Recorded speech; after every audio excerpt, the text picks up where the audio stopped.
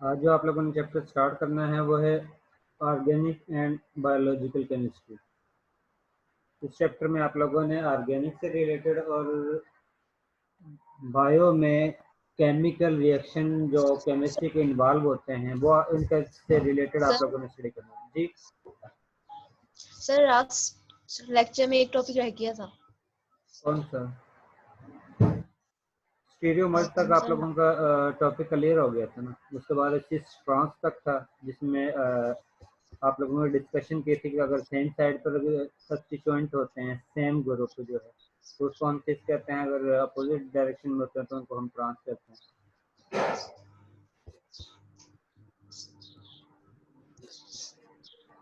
आप लोगों के सिलेबस में उसमें वहाँ तक ही है। Okay sir. बाद में उससे नेक्स्ट टॉपिक जो था वो एनेंटियोमर और डायस्टीरियोमर था। उससे बाद वाला टॉपिक आप लोगों के सिलेबस में ओके सर।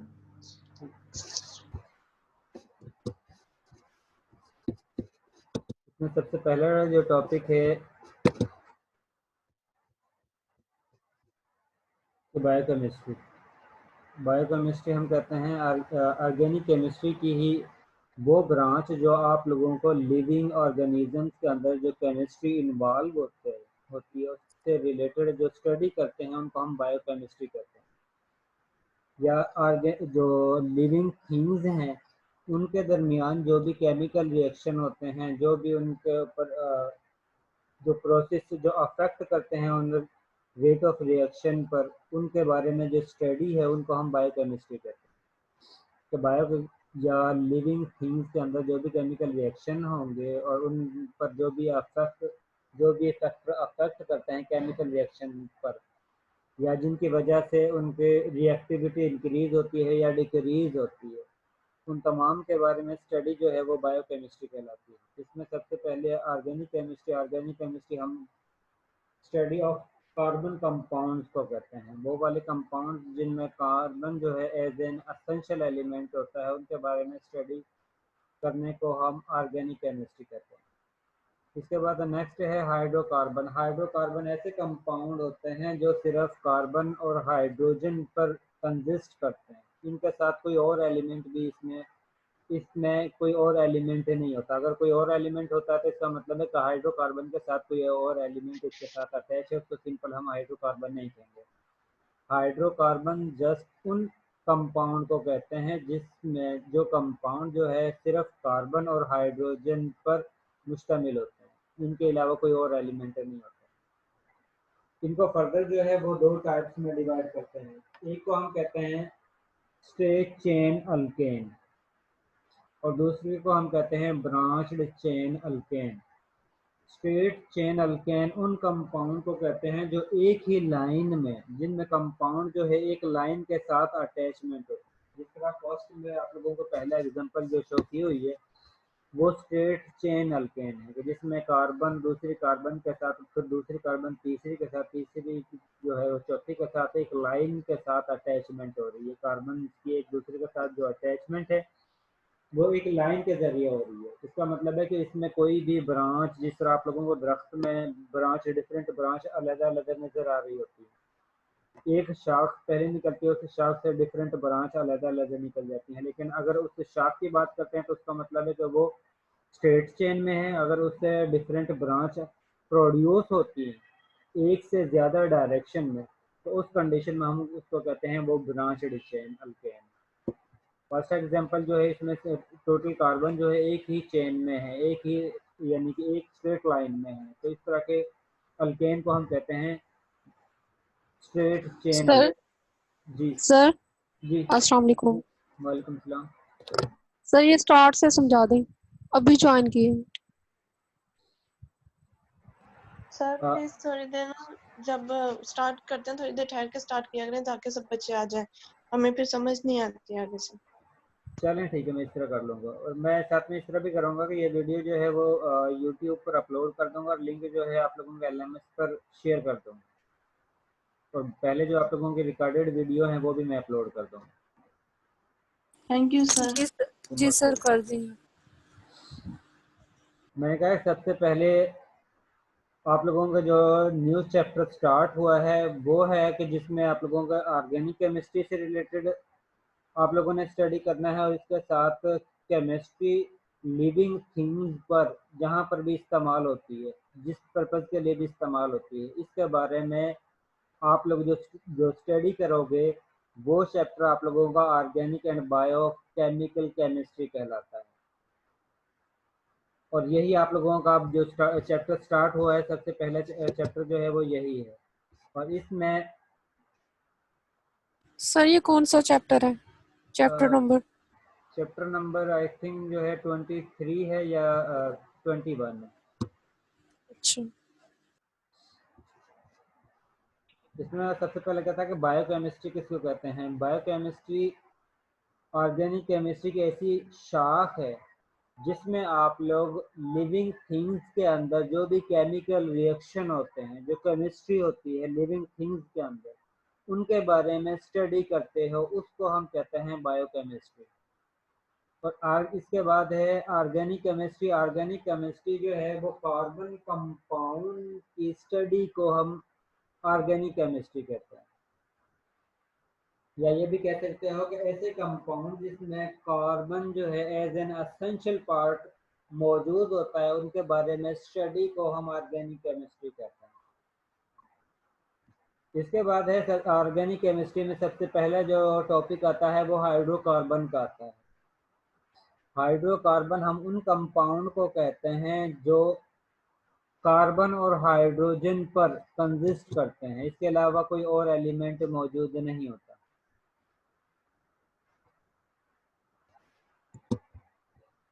हाइड्रोकार्बन्स आप लोग उन कंपाउंड को कहते हो जो कंपाउंड सिर्फ कार्बन और हाइड्रोजन पर कंसिस्ट करते हैं, इनके अलावा कोई और एलिमेंट इसमें मौजूद नहीं होता। उन कंपाउंड को हम हाइड्रोकार्बन्स कहते हैं। इन हाइड्रोकार्बन्स को आप लोग दो टाइप्स में डिवाइड करते हो, मेन टू टाइप्स में डिवाइड करते हो। एक को आप लोग कहते हो स्ट्रेट चेन अल्केन और दूसरी को कहते हो ब्रांच्ड चेन अल्केन।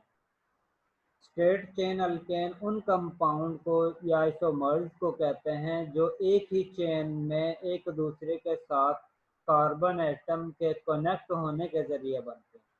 तो ये कह लो वो टोटल कंपाउंड जो एक ही चेन में मौजूद होते हैं उनको हम कहते हैं स्ट्रेट चेन अल्केन। और सर दूसरी जी सर हाइड्रोकार्बन में ऑक्सीजन और नाइट्रोजन भी तो आ सकते हैं सर, जैसे 2 प्रोपेनॉल और ब्यूटानॉल है सर, इस तरह। वो फिर डिफरेंट फंक्शनल ग्रुप्स के जरिए आते हैं, उनको हम सिंपल हाइड्रोकार्बन नहीं कहते, वो किसी और फंक्शनल ग्रुप में चले जाते हैं। सिर्फ हाइड्रोकार्बन में वो वाले कंपाउंड आते हैं जिसमें कार्बन और हाइड्रोजन होगा जैसे। इसके अलावा अगर और कोई एलिमेंट होता है तो उस कंडीशन में उसका फंक्शनल ग्रुप ही चेंज हो जाता है। उनको फिर हम फर्दर डिफरेंट टाइप्स में या ग्रुप्स की बेस पर डिफरेंट फंक्शनल ग्रुप में डिवाइड करते हैं। इसका मतलब है हाइड्रोकार्बन सिर्फ वो वाले एलिमेंट हैं जो कंसिस्ट करते हैं कार्बन और हाइड्रोजन पर, इसके अलावा कोई और एलिमेंट नहीं है। अगर कोई और एलिमेंट होगा तो उस कंडीशन में हम हाइड्रोकार्बन को डिफरेंट सर आपकी आवाज बहुत कट रही है। मैं कह रहा हूँ हाइड्रोकार्बन वो वाले जस्ट कंपाउंड होते हैं जिसमें कार्बन और हाइड्रोजन होगा। अगर उनके साथ कोई और एलिमेंट मौजूद होगा तो उस कंडीशन में आप लोग उसका डिफरेंट टाइप्स में फर्दर डिफरेंट टाइप्स में डिवाइड करते हैं, और उनको आप लोग कहते हो कि ये फंक्शनल ग्रुप है जिसकी बेस पर आप लोगों के कंपाउंड की आइडेंटिफिकेशन होती है। ठीक है।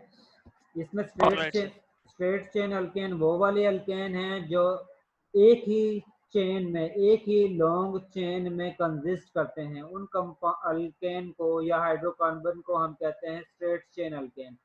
तो अगर ऐसे हाइड्रोकार्बन मौजूद हों जिसमें कम से कम एक या एक से ज्यादा ब्रांचड मौजूद हों तो उस कंडीशन में हम उन कंपाउंड को हाइड्रोकार्बन को हम कहते हैं ब्रांचड चेन अल्केन, जिसमें तमाम कार्बन जो है एक चेन में नहीं होते, कम से कम एक कार्बन जो है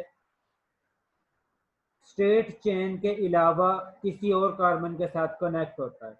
जिस तरह ऊपर वाले चेन में आप लोग चेक करते हो कि टोटल कार्बन जो है वो एक चेन में मौजूद है, एक कार्बन दूसरे के साथ, दूसरा कार्बन तीसरे के साथ, तीसरा कार्बन चौथे के साथ एक चेन के साथ कनेक्ट है। लेकिन जिस वक्त आप लोग बिलो साइड को चेक करते हैं तो उस कंडीशन में सेंटर वाला कार्बन जो है वो 3 कार्बन के साथ अटैच है। ऊपर वाले एग्जांपल पर आप लोग जिस वक्त चेक करते हो तो उस कंडीशन में आप लोगों के पास टर्मिनल कार्बन जो है वो जस्ट एक कार्बन के साथ अटैच होता है। ये जो टर्मिनल कार्बन है वो सिर्फ एक कार्बन के साथ फर्दर अटैच है, और जो सेंटर वाले कार्बन है वो फर्दर 2 कार्बन के साथ अटैच है, इससे ज़्यादा के साथ अटैच नहीं है। इस तरह के जो हाइड्रोकार्बन होता है उसको हम कहते हैं स्ट्रेट चेन अल्केन। इसके अलावा अगर कोई कार्बन ऐसा हो जो 3 कार्बन के साथ अटैच हो, जिस तरह इसमें एक एग्जांपल है, सेंटर वाला कार्बन जो है वो 3 कार्बन के साथ अटैच है, तो इस तरह के कार्बन या अल्केन को हम कहते हैं ब्रांच्ड चेन अल्केन। इसमें मिनिमम जो है एक कार्बन 3 या 3 से ज्यादा कार्बन के साथ अटैच होता है। इस तरह के हाइड्रोकार्बन को हम कहते हैं ब्रांच्ड चेन अल्केन।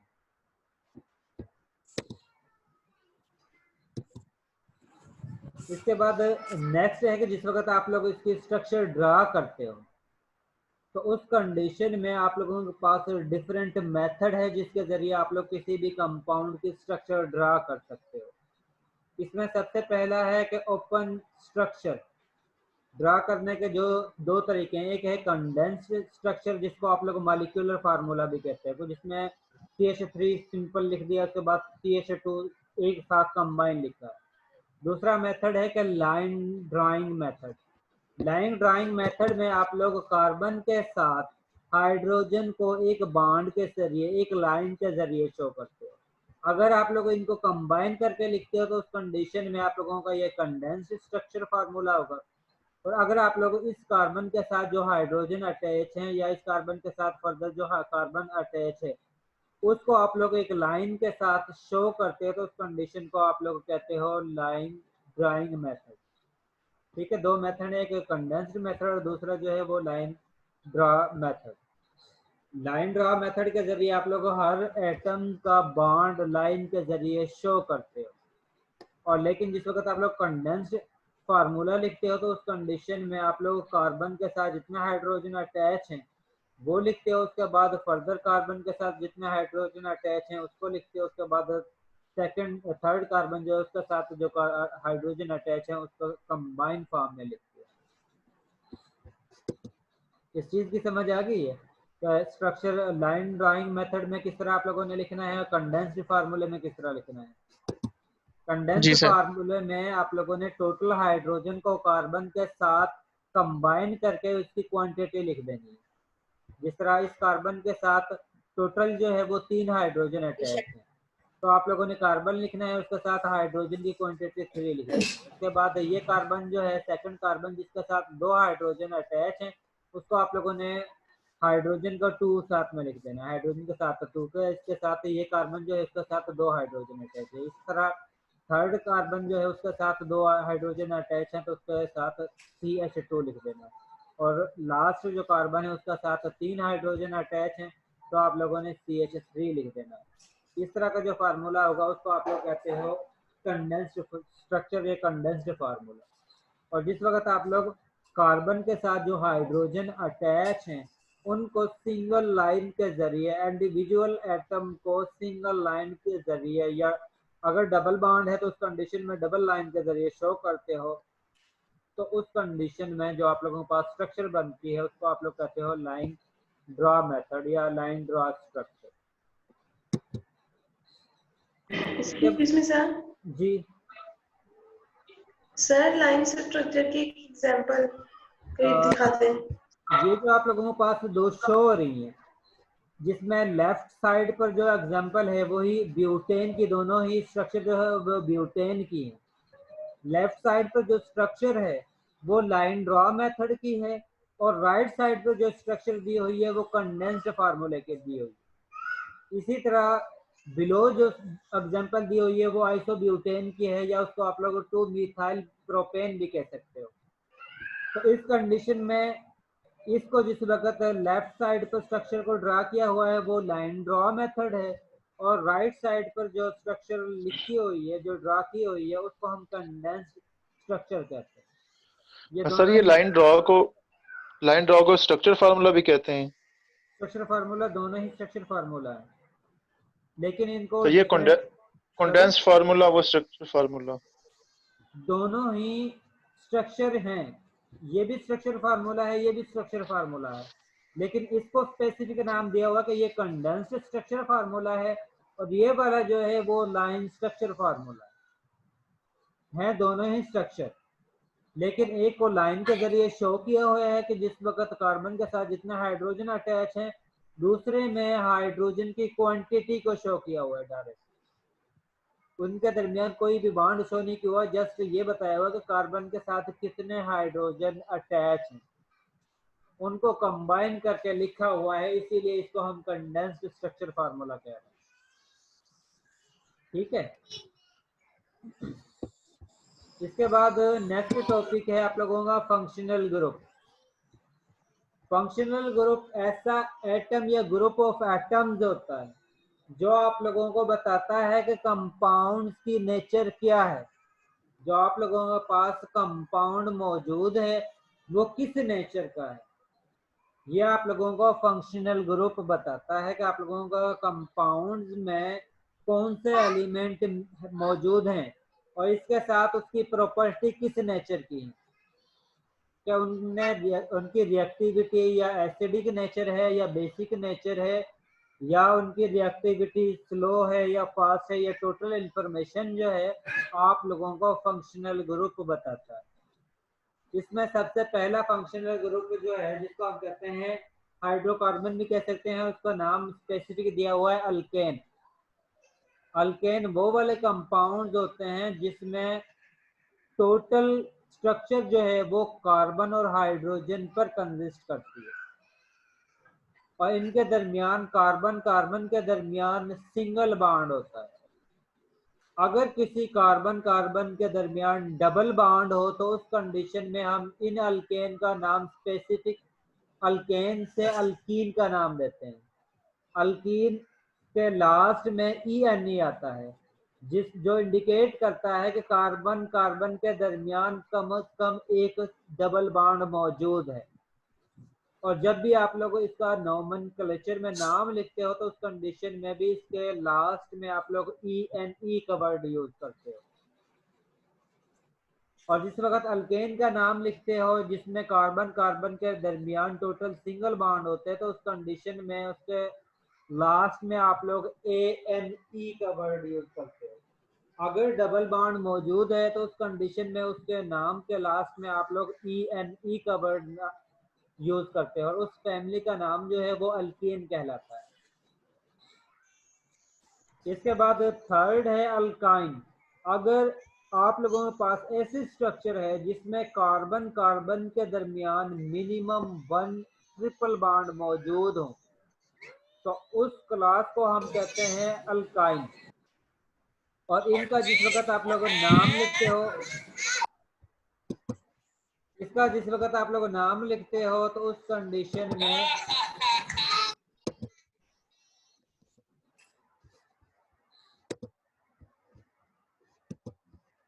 जिस वक्त आप लोग इसका नाम लिखते हो तो इसके लास्ट में आप लोग YNE का वर्ड यूज करते हो। जिस तरह अगर आप लोगों के पास 2 कार्बन वाली अल्केन है तो उसका नाम देते हो आप लोग इथेन। अगर इनके दरमियान डबल बॉन्ड है तो उस कंडीशन में इसका नाम जो है वो इथीन होगा। आप लोगों ने ANE की जगह पर आप लोगों ने लिखना है ENE। और अगर आप लोगों के पास 2 कार्बन है और उनके दरमियान ट्रिपल बॉन्ड मौजूद है तो उस कंडीशन में आप लोगों ने इसका नाम जो है वो इथाइन लिखना है। ANE की जगह पर आप लोगों ने YNE का वर्ड यूज करना है, जो इंडिकेट करेगा ये लास्ट में जो डिजिट हैं वो आप लोगों को इंडिकेट करेंगे कि आप लोगों के पास जो हाइड्रोकार्बन मौजूद है उसमें डबल बॉन्ड है या ट्रिपल बॉन्ड है या सिंगल बॉन्ड है। अगर लास्ट में ANE है तो इसका मतलब है हाइड्रोकार्बन जो है उसमें कार्बन कार्बन के दरमियान सिंगल बॉन्ड मौजूद है और वो अल्केन फैमिली से बिलोंग रखता है, जो भी हाइड्रोकार्बन कंपाउंड आप लोगों के पास मौजूद है। और अगर उसके नाम के लास्ट में ENE का वर्ड है, वो इंडिकेट करेगा कि आप लोगों के पास जो हाइड्रोकार्बन मौजूद है वो अल्कीन फैमिली से बिलोंग रखता है और इसमें कम से कम एक डबल बॉन्ड मौजूद है। और अगर आप लोगों के पास अल्केन जो है, जो भी कंपाउंड है हाइड्रोकार्बन है, उसके लास्ट में YNE का वर्ड यूज किया हुआ है, वो इंडिकेट करेगा कि आप लोगों के पास जो हाइड्रोकार्बन है उसमें मिनिमम एक जो है वो ट्रिपल बॉन्ड मौजूद है, जो इंडिकेट करेगा कि आप लोगों के पास जो हाइड्रोकार्बन मौजूद है वो अल्काइन फैमिली से बिलोंग करता है। इसके बाद नेक्स्ट फैमिली है अरीन या एरोमेटिक बेस को हम कहते हैं। एरीन उन कंपाउंड को कहते हैं जिसमें कम से कम एक बेंजीन रिंग मौजूद हो। जी अलिया बस एक मिनट।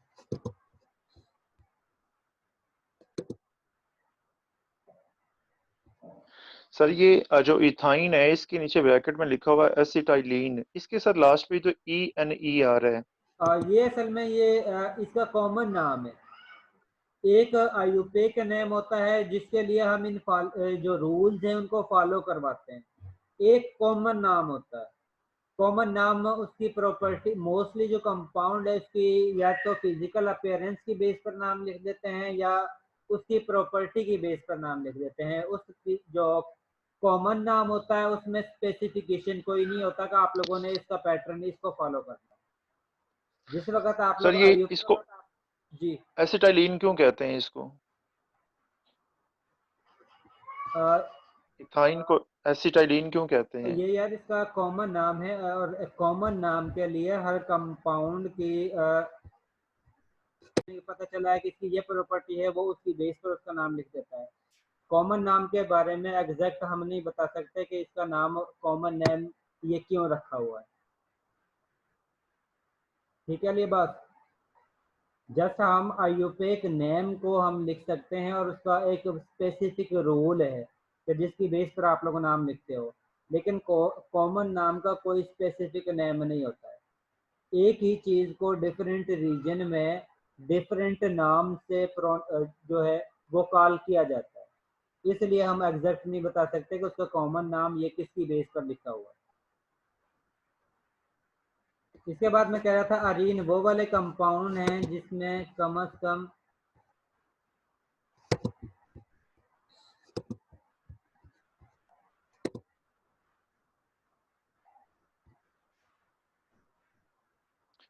ये लिए ओके बस सर। जी सर, आपने पूछा कि जी तो आपने अनम्यूट किया हुआ था। Okay sir.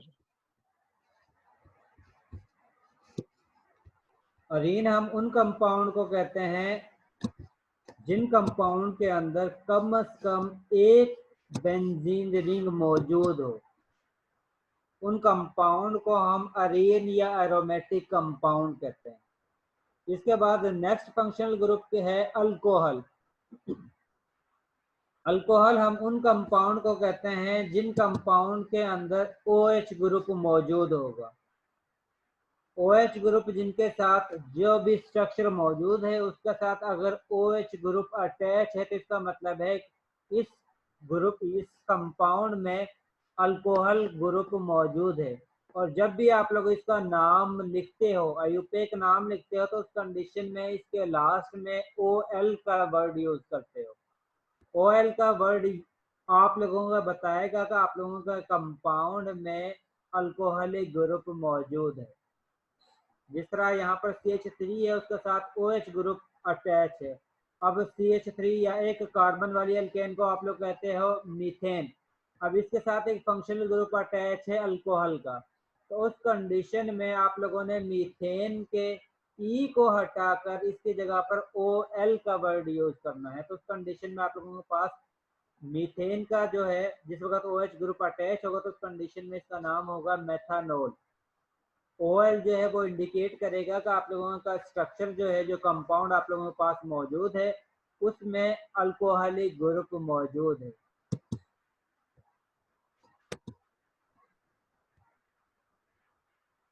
इसके बाद नेक्स्ट ग्रुप है ईथर। ईथर ग्रुप ऐसा ग्रुप होता है जिसमें सेंटर में ऑक्सीजन होता है और उसके साइड में 2 कार्बन, या एक साइड पर कार्बन और दूसरी साइड पर जो है वो बेंजीन रिंग अटैच होता है। ऐसे स्ट्रक्चर जिसमें दरमियान में ऑक्सीजन अटैच हो और इसके दोनों ऑक्सीजन के दोनों साइड पर जो है वो कार्बन अटैच हो, तो इस तरह के स्ट्रक्चर को हम कहते हैं कि ये ईथर फैमिली से बिलोंग करती है।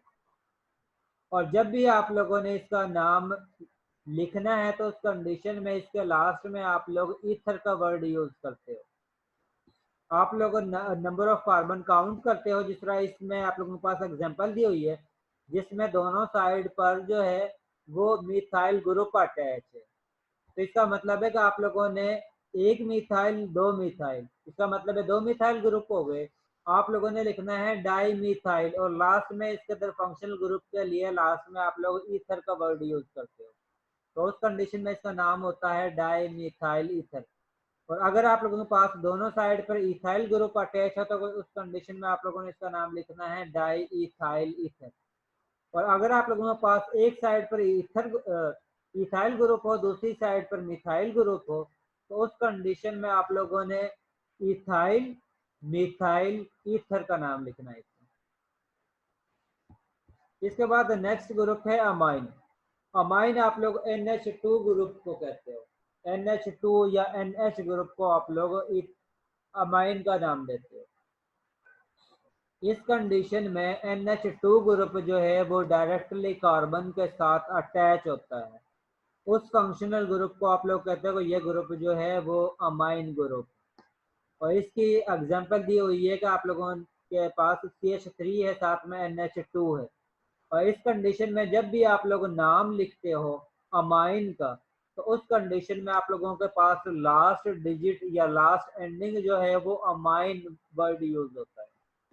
अब यहाँ पर CH3 है, CH3 ग्रुप को आप लोग कहते हो मिथाइल। अगर CH4 हो तो उसको आप लोग कहते हो मीथेन।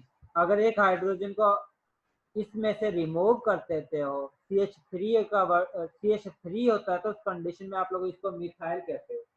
इसी तरह अगर आप लोग इथेन में से एक हाइड्रोजन को रिमूव कर देते हो तो उस कंडीशन में आप लोग उसका नाम यूज करते हो इथाइल। अगर इसी तरह प्रोपेन में से एक हाइड्रोजन को रिमूव कर देते हो तो उस कंडीशन में उसका नाम जो होगा वो प्रोपाइल होगा। इसी तरह यहाँ पर मीथेन में से एक हाइड्रोजन को रिमूव किया हुआ है और उस हाइड्रोजन की जगह पर NH2 ग्रुप को अटैच किया हुआ है। इस कंडीशन में इसका नाम जो है वो मिथाइल अमाइन होगा। NH2 के लिए हम अमाइन का वर्ड यूज करते हैं लास्ट में, और CH3 के लिए आप लोग मिथाइल का वर्ड यूज करते हैं। इसके बाद नेक्स्ट फंक्शनल ग्रुप है अल्डिहाइड। अल्डिहाइड ऐसा फंक्शनल ग्रुप होता है जिसमें आप लोगों के पास कार्बन जो है उसका ऑक्सीजन के साथ डबल बॉन्ड होता है और उस कार्बन जो ऑक्सीजन के साथ डायरेक्टली अटैच है उसके एक साइड पर हाइड्रोजन होते हैं और दूसरी साइड पर कार्बन या अल्काइल ग्रुप अटैच होता है। इस तरह के फंक्शनल ग्रुप को हम कहते हैं अल्डिहाइड ग्रुप। और अगर ऐसा कार्बन हो जो ऑक्सीजन के साथ डबल बॉन्ड बना रहा है, उस कार्बन के दोनों साइड पर अल्काइल ग्रुप अटैच हों, तो उस कंडीशन में हम इस फंक्शनल ग्रुप को कहते हैं कीटोन ग्रुप। अगर कार्बन जो डायरेक्टली डबल बॉन्ड के साथ ऑक्सीजन के साथ अटैच है, उस कार्बन के एक साइड पर हाइड्रोजन हो और दूसरी साइड पर कार्बन हो, तो उस कंडीशन में इसको हम कहते हैं अल्डिहाइड ग्रुप। और अगर ऐसे कार्बन के दोनों साइड पर कार्बन अटैच हो तो उस कंडीशन में इस फंक्शनल ग्रुप को हम कहते हैं कीटोन। जिस वक्त हम अल्डिहाइड का नाम लिखते हैं तो उस कंडीशन में इसके लास्ट में आप लोग Al का वर्ड यूज करते हो। और जिस वक्त आप लोग कीटोन फंक्शनल ग्रुप का नाम लिखते हो तो उस कंडीशन में आप लोग अल्केन के लास्ट में ONE का वर्ड यूज करते हो। जिस तरह यहाँ पर आप लोगों के पास मिथाइल ग्रुप है और साथ में इसके साथ जो है C, और वो कार्बन जो है ऑक्सीजन के साथ डबल बॉन्ड बना रही है और वही कार्बन जो है वो एक साइड से हाइड्रोजन के साथ अटैच है और दूसरी साइड से जो है वो कार्बन के साथ अटैच है। इसका मतलब है कि ये फंक्शनल ग्रुप जो है वो आप लोगों के पास अल्डिहाइड ग्रुप है।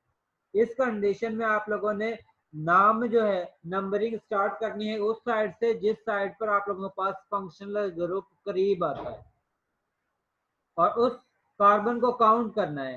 तो इसमें आप लोगों के पास 2 कार्बन है और 2 कार्बन वाली अल्केन को आप लोगों इथेन कहते हो, लेकिन यहाँ पर आप लोगों के पास फंक्शनल ग्रुप जो है वो अल्डिहाइड है। और आप लोगों ने पढ़ा है कि जिस वक्त आप लोगों के पास फंक्शनल ग्रुप अल्डिहाइड होगा तो उस कंडीशन में आप लोगों ने अल्केन के लास्ट में आप लोगों ने एल का वर्ड यूज करना है। तो इस कंडीशन में इसका नाम जो है वो इथानल होगा। आयुपे का नाम जो है वो इसका इथानल होगा। इसके बाद सेकंड जो है उसमें कितने कार्बन है? 3, और 3 कार्बन वाली अल्केन को हम कहते हैं प्रोपेन। और जिस वक्त इसके दरमियान ये कीटोन फंक्शनल ग्रुप है तो उस कंडीशन में आप लोगों ने प्रोपेन के लास्ट में जो है ONE का वर्ड यूज करना है। ई को हटाकर ONE का वर्ड यूज करना है, तो उस कंडीशन में इसका नाम जो आयुपे का नाम बनता है वो प्रोपानोन बनता है। इसके बाद नेक्स्ट फंक्शनल ग्रुप है कार्बोक्सिलिक। इस कंडीशन में जो कार्बन है वो एक साइड से डबल बॉन्ड के साथ ऑक्सीजन से अटैच होता है और दूसरी साइड से वही कार्बन OH ग्रुप के साथ अटैच होता है, और वो कार्बन थर्ड साइड से जो है वो किसी भी अल्काइल ग्रुप के साथ अटैच होगा। इस तरह के फंक्शनल ग्रुप को हम कहते हैं कार्बोक्सिलिक ग्रुप। और जिस वक्त आप लोग इसका नाम आयुपेक नाम लिखते हो तो उस कंडीशन में इसके लास्ट में आप लोग ओइक एसिड का वर्ड यूज करते हो। जिस तरह ये एग्जांपल है, इसमें आप लोगों के पास 2 कार्बन है, 2 कार्बन वाली अल्केन को हम कहते हैं इथेन, और इसमें फंक्शनल ग्रुप जो है वो कार्बोक्सिलिक ग्रुप है। और कार्बोक्सिलिक का नाम जिस वक्त आप लोग लिखते हो तो उस कंडीशन में आप लोग अल्केन के लास्ट में ओइक एसिड का वर्ड यूज करोगे। तो यहाँ पर 2 कार्बन है, इसको हम इथेन कहते हैं। जिस वक्त आप लोगों के पास कार्बोक्सिलिक ग्रुप होगा तो उस कंडीशन में इसका नाम जो है वो इथानोइक एसिड बनेगा। इसके बाद नेक्स्ट फंक्शनल ग्रुप है एस्टर। आप लोग कार्बोक्सिलिक ग्रुप में से जो OH ग्रुप है उसमें से हाइड्रोजन को मिथाइल या अल्काइल ग्रुप से रिप्लेस कर देते हो तो उस कंडीशन में जो आप लोगों के पास फंक्शनल ग्रुप बनता है उसको आप लोग एस्टर कहते हैं। और इस कंडीशन में आप लोग सबसे पहले इस साइड पर जो भी अल्केन होगी, CH3 है तो मिथाइल ग्रुप होगा, अगर CH3 है तो उस कंडीशन में इथाइल ग्रुप होगा, उसका नाम लिखते हो। और उसके बाद आप लोग इसको काउंट करके कि जितने कार्बन होंगे उसके लास्ट में OATE का वर्ड यूज करते हो। जिस तरह यहाँ पर आप लोगों के पास जो एग्जांपल है, इस साइड पर आप लोगों के पास मिथाइल ग्रुप है, आप लोगों ने सबसे पहले मिथाइल ग्रुप लिखना है। उस कंडीशन में आप लोगों ने इनकी क्वांटिटी काउंट करनी है। तो इसके बाद आप लोगों के पास 2 कार्बन बनते हैं और 2 कार्बन वाले एल्केन को आप लोग इथेन करते हो। और ये